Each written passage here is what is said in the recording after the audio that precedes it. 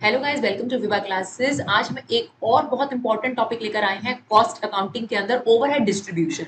इस चैप्टर के अंदर बेसिकली दो टॉपिक हैं, मशीन आवर रेट और overhead distribution. Right, machine hour rate हम ऑलरेडी पोस्ट कर चुके हैं क्योंकि हमें पता है कि वो एग्जामिनेशन परस्पेक्टिव से बहुत ज्यादा इंपॉर्टेंट है। बट कभी कभी कुछ एग्जाम्स में ओवरहेड डिस्ट्रीब्यूशन टेबल बनाने को भी आ जाता है, तो कई स्टूडेंट्स इसमें डिफिकल्टी महसूस कर रहे थे, तो मैं रिक्वेस्ट करी गई और डेफिनेटली आपकी रिक्वेस्ट हमारे लिए बहुत मायने रखती है। तो चलिए आज हम आपके साथ ओवरहेड डिस्ट्रीब्यूशन का एक क्वेश्चन करेंगे और भी क्वेश्चन लाएंगे ताकि आपका ये टॉपिक पूरा क्लियर हो जाए और आपको किसी भी और तरीके की हेल्प की जरूरत ना पड़े और अपने एग्जाम में आप इसे क्वेश्चन को कर सके। तो चलिए, हमारा चैप्टर का नाम है ओवरहेड डिस्ट्रीब्यूशन।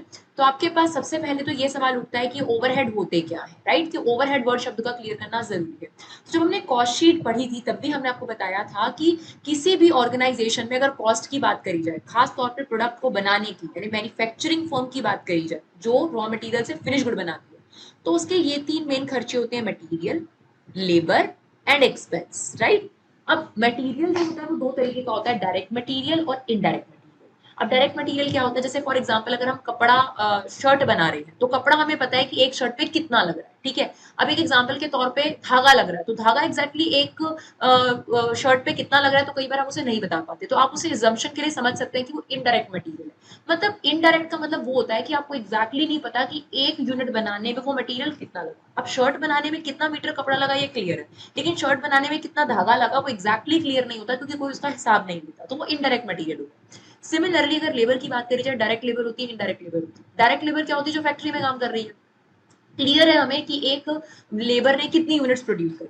अब इनडायरेक्ट लेबर क्या होती है, जो ऑफिस में बैठी है। अब एक एग्जांपल के तौर पे आप सीए को सैलरी दे रहे हो, अब आपको ये तो नहीं पता ना कि एक यूनिट के बदले में आप सीए को कितनी सैलरी दे रहे हो या टेक्नीशियन को कितनी सैलरी दे रहे हो। तो जो ऑफिस स्टाफ है, ऑफिस स्टाफ जो होता है आपके पास, वर्कर जो है, उन्हें हम बोलते हैं इनडायरेक्ट लेबर।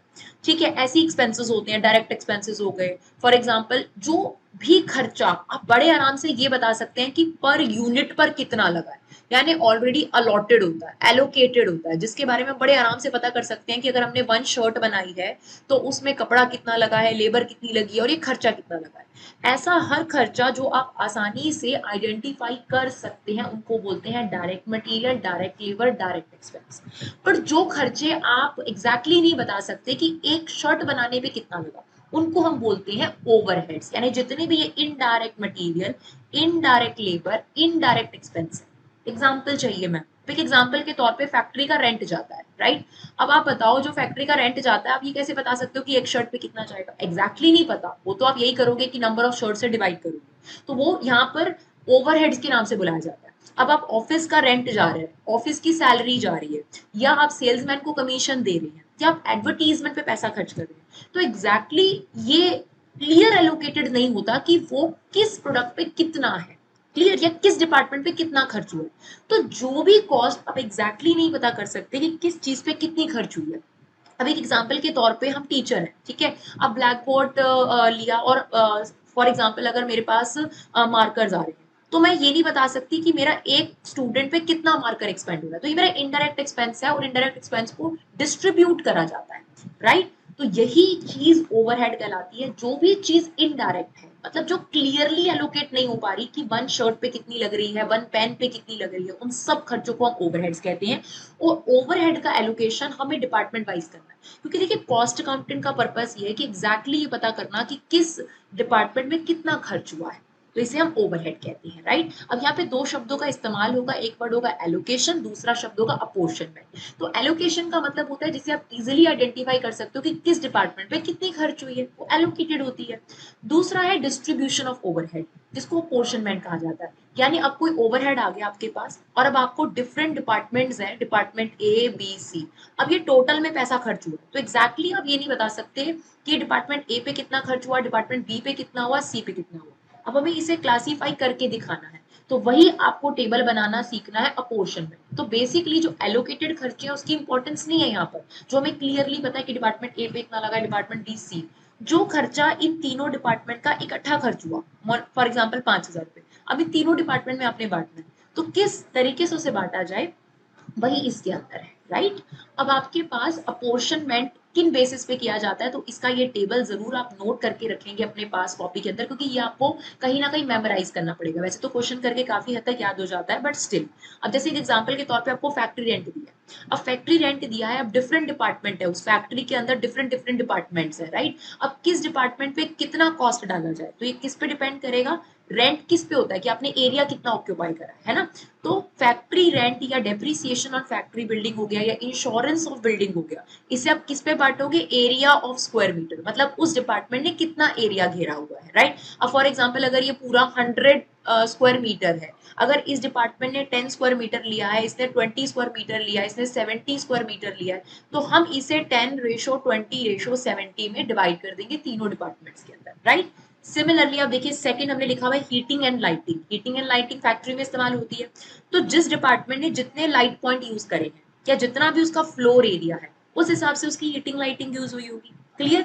सिमिलरली अब आप डेप्रिसिएशन या इंश्योरेंस का पैसा जब आप खर्च करते हैं मशीन पर, तो अब डिफरेंट डिफरेंट डिपार्टमेंट में वैल्यू ऑफ मशीन कितनी, अब एक एग्जांपल के तौर पे हमने सारी मशीन का एक ही इंश्योरेंस पेमेंट किया है, मान लीजिए आपका 5 लाख का इंश्योरेंस जा रहा है। अब आप ये बांटना चाहते हैं कि मशीन 1, मशीन 2 और मशीन 3 पर अलग अलग इसका पैसा बांटना है, तो जितनी इन तीनों मशीन की वैल्यू होगी, कॉस्ट होगी, उसकी रेशो निकालकर उस रेशो में हम ये डिवाइड कर देंगे। सेम इलेक्ट्रिक पावर आता है।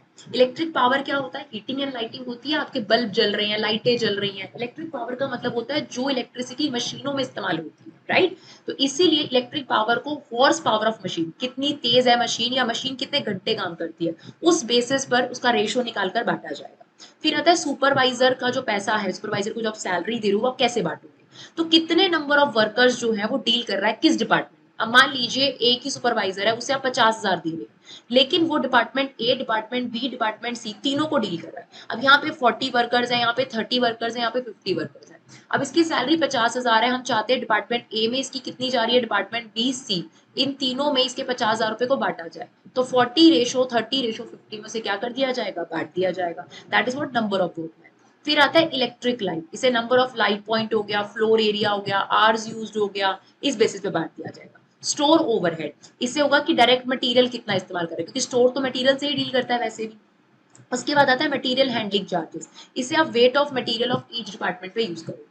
जनरली तो देखिए आप लोगों को क्वेश्चन में देखते ही बड़ा क्लियर हो जाएगा कि किसको किस बेसिस पे अपोर्शन करना है, बट फिर भी आपके पास ये टेबल जरूर होना चाहिए, ताकि आपको बेसिस ऑफ अपोर्शनमेंट जो है, अपोर्शनमेंट का मतलब होता है डिस्ट्रीब्यूट करना, आपको पता हो, राइट। तो ये इसका इंट्रोडक्शन हुआ। अब हम इसका एक क्वेश्चन देखते हैं, ताकि आपको जो थ्योरेटिकल पार्ट है वो क्लियर हो। फिर टिल देन जब तक हम न्यूमेरिकल नहीं देखते, थ्योरेटिकली वो चीज कंप्लीट नहीं होती। तो चलिए देखिए, आपके पास क्वेश्चन नंबर 1 है, इनडायरेक्ट मटेरियल। इनडायरेक्ट मटेरियल है production department X, production department Y, production department Z, maintenance department और स्टोर डिपार्टमेंट। ध्यान से सुनिएगा, जितनी भी हम डिस्ट्रीब्यूशन ऑफ कॉस्ट करते हैं वो प्रोडक्शन डिपार्टमेंट पे शिफ्ट करते हैं, और ये जो दो है आपके पास सर्विस डिपार्टमेंट है, इसमें हम पहले खर्चा बांटेंगे तो सही, लेकिन सर्विस डिपार्टमेंट का सारा खर्चा बाद में किस पे शिफ्ट कर दिया जाएगा, प्रोडक्शन डिपार्टमेंट पे। रीजन, क्योंकि जितनी भी प्रोडक्ट के खर्चे करे जाते हैं वो प्रोडक्ट की कॉस्ट में ऐड किए जाते हैं, और प्रोडक्ट की कॉस्ट में आप तभी ऐड कर सकते हैं जब प्रोडक्शन डिपार्टमेंट में उसे शिफ्ट करेंगे। तो पहले तो हम ये सारे खर्चे मेंटेनेंस डिपार्टमेंट, ये पांचों डिपार्टमेंट बांटेंगे, लेकिन बाद में जितना भी सर्विस डिपार्टमेंट का खर्चा है वो सारा का सारा वापसी किस पे डिस्ट्रीब्यूट हो जाएगा, प्रोडक्शन डिपार्टमेंट। बस इसी वजह से ये क्वेश्चन थोड़ा डिफिकल्ट होता है, अदरवाइज तो कोई डिफिकल्टी नहीं होती। तो देखिए इनडायरेक्ट मटेरियल ऑलरेडी एलोकेटेड है कि एक्स डिपार्टमेंट में 950 खर्च हुए, वाई डिपार्टमेंट में 1200, तो आपको एलोकेट करने की जरूरत नहीं पड़ेगी। सिमिलरली आपको इनडायरेक्ट वेजेस भी दे रखी हैं, production department Y, production department Z, P और क्यू, तो ये भी आपको एलोकेटेड दे रखे हैं, ये भी आपको एलोकेट नहीं करनी, बहुत अच्छी बात है। लेकिन बाकी खर्चे आपको एलोकेटेड नहीं है, जैसे पावर एंड लाइट 6,000 रुपए खर्च हो रहे हैं, अब आपको ये पांचों डिपार्टमेंट में डिस्ट्रीब्यूट करने हैं 6,000 रुपए, तो किस रेशो में करेंगे उसके लिए नीचे ये टेबल दे रखा है, उसका हेल्प लेंगे।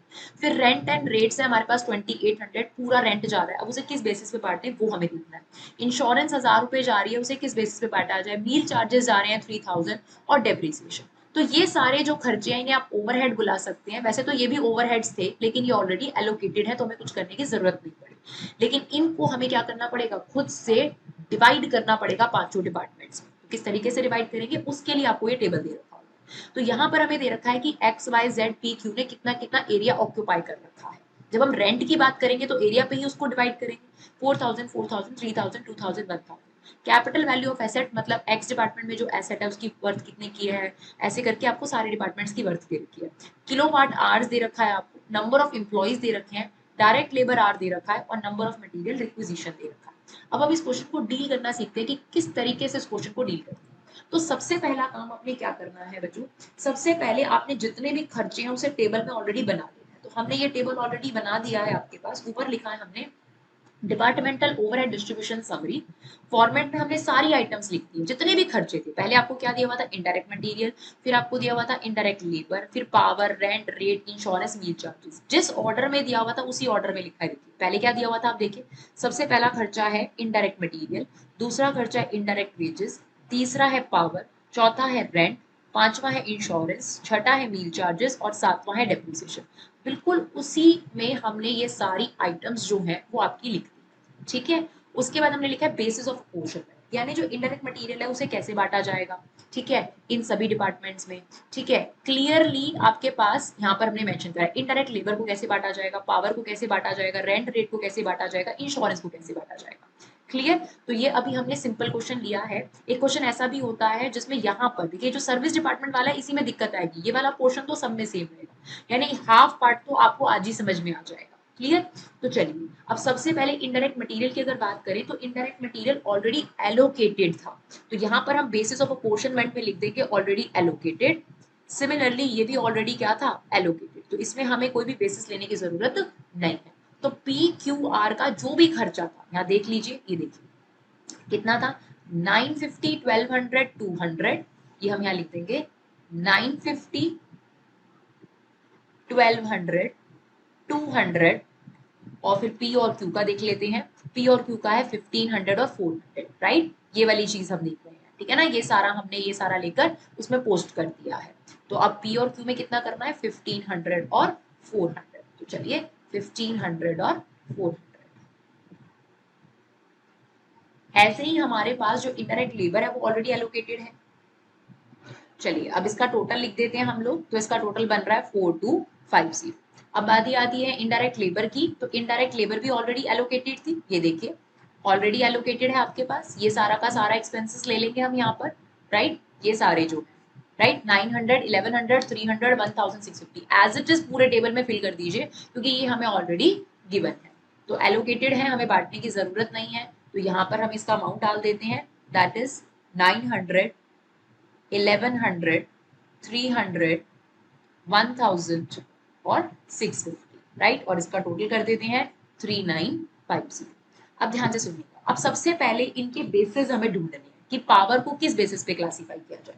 तो ध्यान से समझने की कोशिश करिएगा, पावर के लिए क्या क्लासिफिकेशन होगा ये इस टेबल से पता चलेगा। तो देखिए पावर है मतलब वो इलेक्ट्रिसिटी जो मशीन में इस्तेमाल होती है, तो एरिया का कोई मतलब नहीं है ना। कैपिटल वैल्यू का मतलब होता है एसेट कितने की खरीदी है, उसका भी कोई मतलब नहीं है। किलोवाट आवर्स, कितने किलोवाट आवर्स आपने यूज करी, उसका लॉजिक आपके पास पावर में आता है, पावर एंड लाइट में। जो हमने आपको ऑलरेडी भी टेबल बताया है, उस टेबल से भी आप ले सकते हैं कि किलोवाट आवर्स में आपको इसको डिवाइड करना पड़ता है, लाइटिंग पॉइंट्स वगैरह को किलोवाट आवर्स। धीरे धीरे क्वेश्चन करके भी आइडिया में हो जाता है। तो पावर का जो बेसिस बनेगा वो बनेगा किलोवाट आवर्स, ठीक है। ऐसी रेंट एंड रेट्स का क्या बनेगा, भाई रेंट आप उसी हिसाब से दोगे ना जितना एरिया घेरा होगा, राइट। तो इसके लिए बेसिस कौन बन जाएगा, एरिया ऑफ स्क्वायर फीट। इसके लिए हमने बेसिस क्या ले लिया, एरिया, एरिया ऑक्यूपाइड। क्लियर। तो ये हमारा हो गया square feet area, area square feet.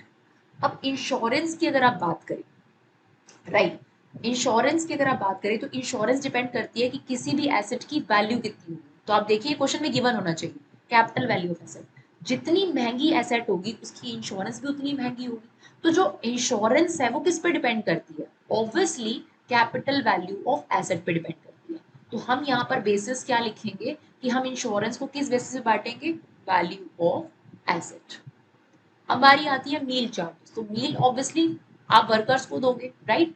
तो मील किस बेसिस पे बांटे जाने चाहिए, नंबर ऑफ एम्प्लॉइज, जितने ज्यादा एम्प्लॉइज जिस डिपार्टमेंट में है। अब जैसे फर्स्ट डिपार्टमेंट में 90 लोग हैं, इसमें 120 लोग हैं, इसमें 30, जिस डिपार्टमेंट में जितने ज्यादा लोग हैं मील चार्जेस उसी में खर्च होंगे, है ना। तो किस बेसिस पे इसको बांटा जाना चाहिए। अब देखिए मील चार्जेस टोटल हमें दे रखे हैं, फॉर एग्जाम्पल ₹3000। अब ये ₹3000 किस डिपार्टमेंट में कितने जाने चाहिए, किस पे डिपेंड करना चाहिए कि किस डिपार्टमेंट में कितने ज्यादा नंबर ऑफ इम्प्लॉय।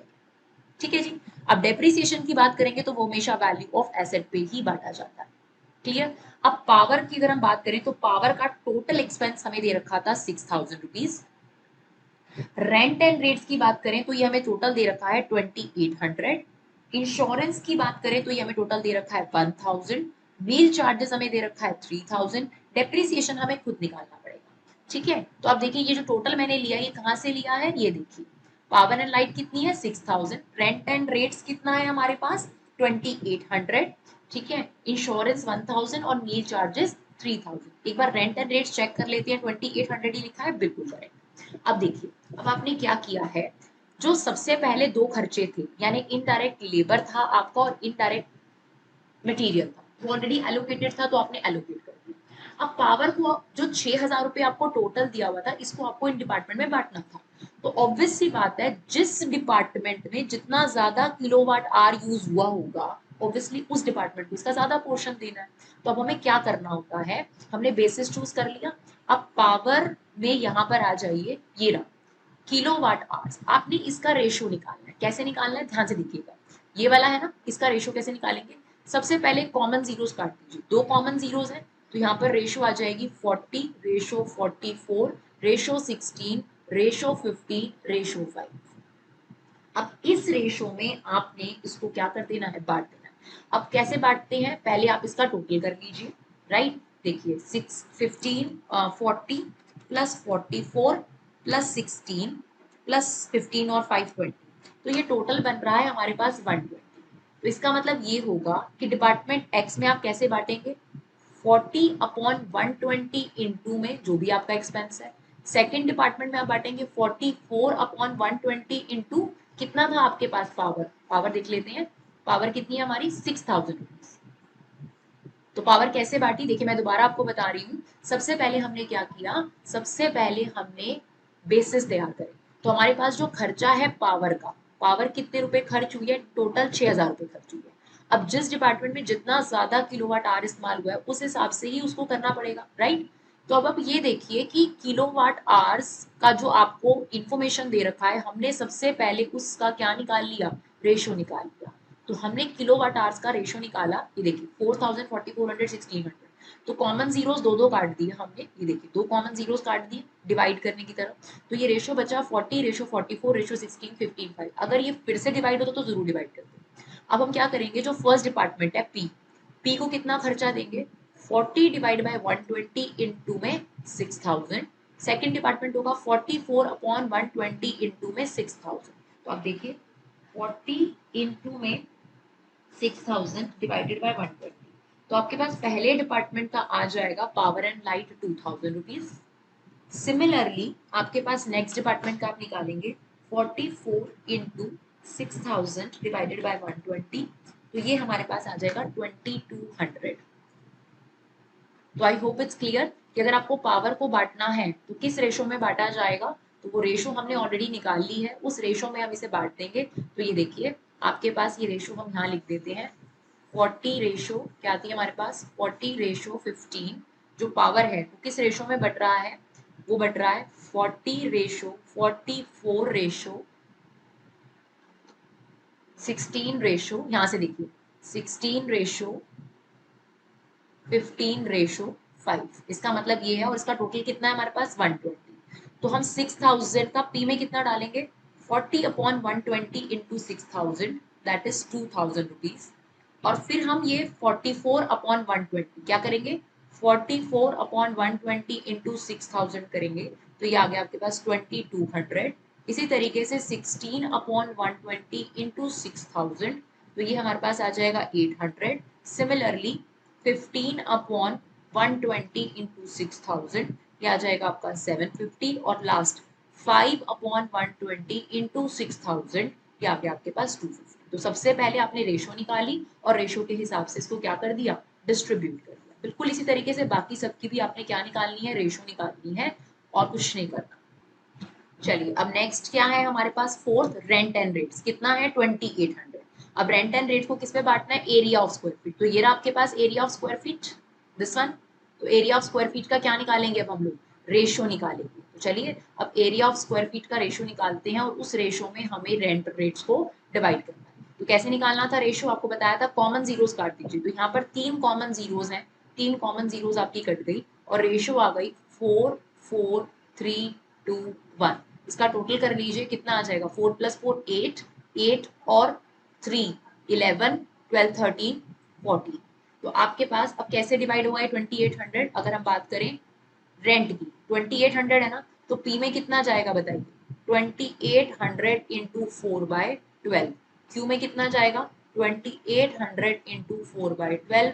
आर में कितना जाएगा 2800 इंटू 3/12। और एक्स में कितना जाएगा 2800 इंटू 2/12। और वाई में कितना जाएगा 2800 इंटू 1/12। तो ये सारा का सारा आपके पास चला जाएगा। तो इसको हम काट देंगे, 3 के टेबल से आपके पास कट जाएगा, राइट। 14 है अपॉन, सॉरी 14 है, तो ये 2/7 आ जाएगा। 7 4 जा, तो ये आपके पास आ गया 800। सिमिलरली ये 2/7 है, ये इससे कट गया 4, ये भी आपके पास 800 आ रहा है, राइट। ऐसे ही आपने नेक्स्ट निकालने हैं, ये 600 आ गया, ये आपके पास 400 आ जाएगा, ये आपके पास 200 आ जाएगा, राइट। तो हमारा एक और खर्चा डिस्ट्रीब्यूट हो गया, that is rent and rates. फिर बारी आती है इंश्योरेंस की, राइट। तो इंश्योरेंस के लिए हमें क्या करना पड़ेगा, इसका रेशो हम लिख देते हैं। इसका रेशो क्या था, 4:4, सॉरी ये तो एलोकेटेड था ना हमारे पास, इसका रेशो 4:4:3:2:1। और ये हमने निकाला था एरिया से, क्लियर। अब किसकी बारी आ गई, इंश्योरेंस की। फिफ्थ खर्चा हमारा इंश्योरेंस, 1000 रुपए का खर्चा है। अब हमें इसे बांट के दिखाना है डिफरेंट डिपार्टमेंट्स में। तो इसके लिए इंश्योरेंस किस पे डिपेंड करता है, वैल्यू ऑफ एसेट पर। ये रहा देखिए लिखा है हमने। तो वैल्यू ऑफ एसेट का रेशो ये रहा, देखिए वैल्यू ऑफ एसेट है। कॉमन जीरोस काट दीजिए, 4 कॉमन जीरोस है, तो 4 कॉमन जीरोस काट दीजिए,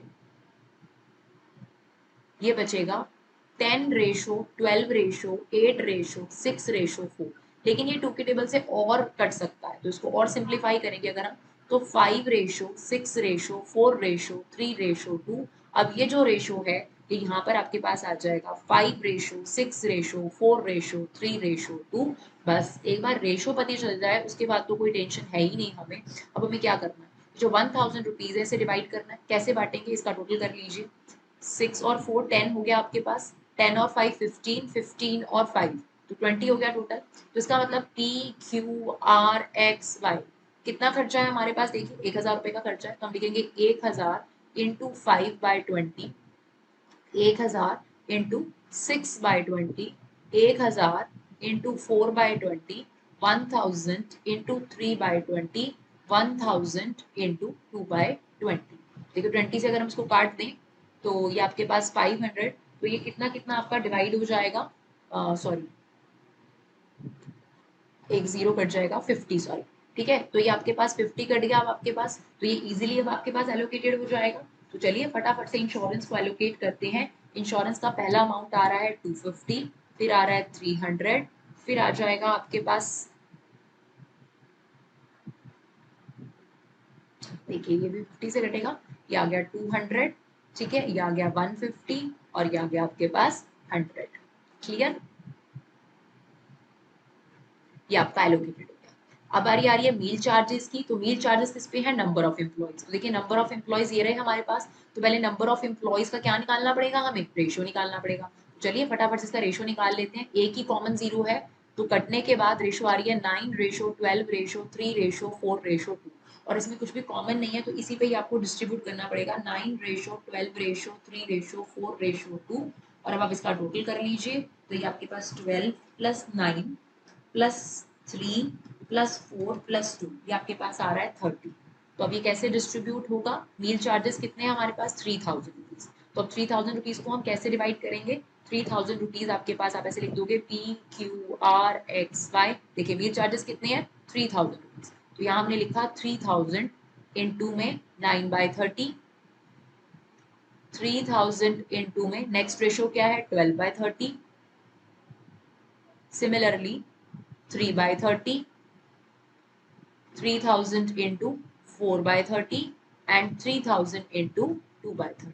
तो इस तरीके से आप मील चार्जेस को क्या कर लेंगे, एलोकेट कर लेंगे। तो ये आ रहा है आपके पास 900, 1200, 300, 400 एंड 200।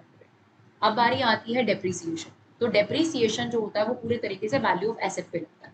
तो डेप्रिसिएशन का हमें रेट दे रखा था 6% हमें लगाना है, लेकिन ध्यान से देखिएगा, बस यहाँ पे बच्चों से गलती हो जाएगी, ये 6% पर एनम है।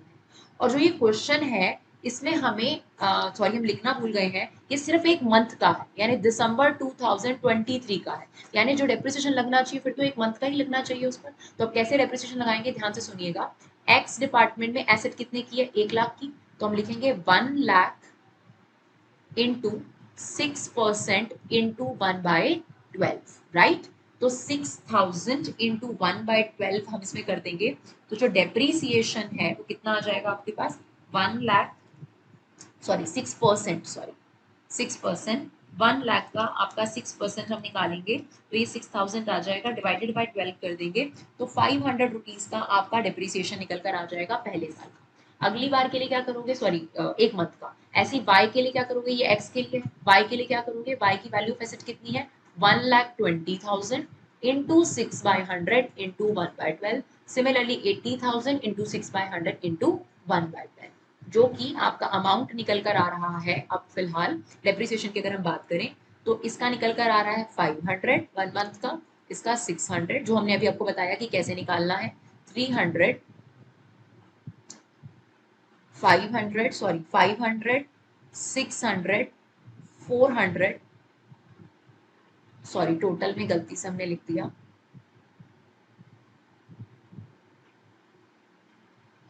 तो ये आ रहा है आपके पास 500,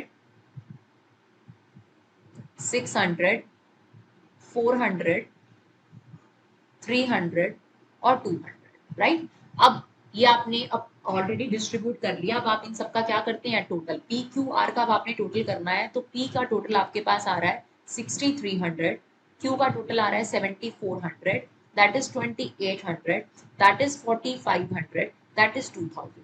तो एक स्टेप तो ये होता है इसके अंदर, और दूसरा स्टेप इसके बाद हम आप लोगों को बताएंगे।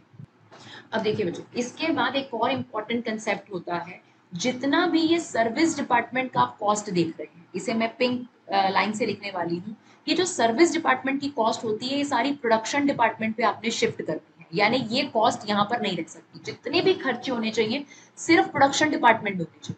तो अब क्या करा जाता है उसके लिए, अब ये देखिए जो सबसे पहले एक्स का खर्चा है, सॉरी एक्स का जो भी खर्चा है आपके पास, ये 4500, ये 4500 रुपीज किस में शिफ्ट कर दिया जाएगा, प्रोडक्शन डिपार्टमेंट में शिफ्ट कर दिया जाएगा। पहले ये पांचों डिपार्टमेंट बांटा, अब ये सर्विस डिपार्टमेंट में रहेगा, क्योंकि प्रोडक्ट की कॉस्ट सर्विस डिपार्टमेंट से नहीं डिक्लेयर होती, प्रोडक्ट की कॉस्ट प्रोडक्शन डिपार्टमेंट से डिक्लेयर होती है। तो जितना भी इन दोनों सर्विस डिपार्टमेंट में पैसा खर्च हुआ है वो इन्हीं में वापस बांट दिया जाएगा। Is it okay. तो अब किस तरीके से हम इसे बांटेंगे, यहाँ पर आप लिख देंगे -4500, और ये पैसा इन तीनों डिपार्टमेंट में बांटना है, उसके लिए रेशो कहाँ से मिलेगा। तो आपको थोड़ा सा सोचना पड़ेगा कि एक्स जो डिपार्टमेंट था उसका नाम क्या था, तो वो मेंटेनेंस डिपार्टमेंट था।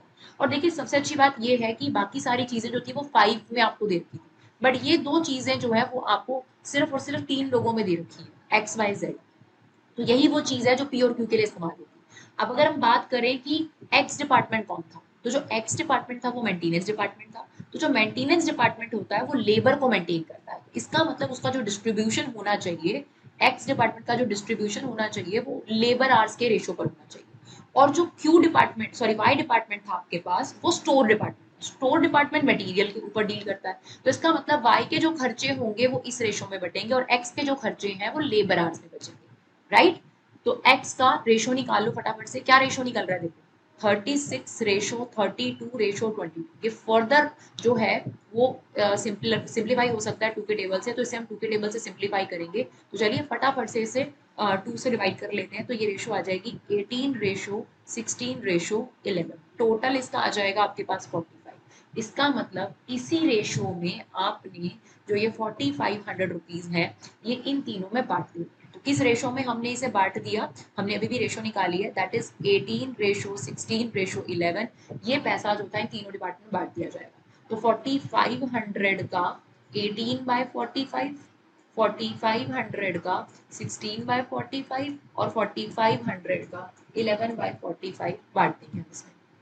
तो ये आपके पास आ जाएगा 1800 इसका, और ये आ जाएगा 1600, मतलब ये वाला खर्चा हमने इन पे शिफ्ट कर दिया, इनका कॉस्ट बढ़ जाएगा। सिमिलरली ये 2000 रुपीज भी अब आप सब्ट्रैक्ट करेंगे और किस रेशो में, तो क्या था वाई डिपार्टमेंट था आपके पास, स्टोर डिपार्टमेंट, तो मटेरियल का जो रेशो है, तो यहाँ से रेशो क्या निकल रहा है, कॉमन जीरोस अगर आप 2 जीरो काट दो तो 965 की रेशो में इसे बांट देंगे, तो ये आपके पास आ जाएगा 9/20, 5/20, 6/20 और 5/20। तो इसी रेशो में अब हम ये बांट देंगे, यहाँ पर आप लिख दीजिए 965 यानी 9/20, इसमें आ जाएगा 2000 का, तो ये आ जाएगा आपके पास 900, ये आ जाएगा 6/20 और ये आ जाएगा 5/20। अब क्या हुआ, इफेक्ट क्या हुआ, फाइनली इनका तो कॉस्ट नील करना ही होता है आपने, तो जो भी इन दोनों का खर्चा था वो यहाँ पे शिफ्ट कर दिया। आप ऐसे समझ लीजिए कि ये 3 बड़े ब्रदर हैं और ये छोटे भाई हैं, इनका जो भी खर्चा उसे बेयर कौन करेगा, क्योंकि जो तीनों ब्रदर कमाते हैं वही बेयर करेंगे। तो बिल्कुल उसी तरीके से हमने इन डिपार्टमेंट की कॉस्ट किस पे शिफ्ट कर दी, और हमेशा यही करना है। ये वाला पोर्शन आपका थोड़ा और डिफिकल्ट आ सकता है अभी, ऊपर वाली चीज बिल्कुल सेम रहेगी, राइट। तो अब आपका प्रोडक्शन पी डिपार्टमेंट का जो टोटल खर्चा हो गया वो आपके पास हो गया 6300, 1800 और ये मिला लेंगे हम लोग 9000, इन तीनों को मिला देंगे, ठीक है। इसी तरीके से इस डिपार्टमेंट का खर्चा हो गया 9600 और इस डिपार्टमेंट का खर्चा हो गया 4400। तो ये था आपके पास पूरा डिस्ट्रीब्यूशन का थ्योरी और उसका न्यूमेरिकल, और न्यूमेरिकल लेकर आएंगे क्योंकि हमें पता है कि ये टॉपिक इतनी आसानी से समझ में नहीं आता, ताकि आप एक दो क्वेश्चन और देखिए तो आपको ये क्लियर हो जाए। अगर आपको हमारी वीडियो यूजफुल लगे तो अपना कीमती समय निकाल कर इन्हें शेयर जरूर करिए, हमें सपोर्ट करिए। Thank you so much guys for love and support, keep supporting Vibha classes.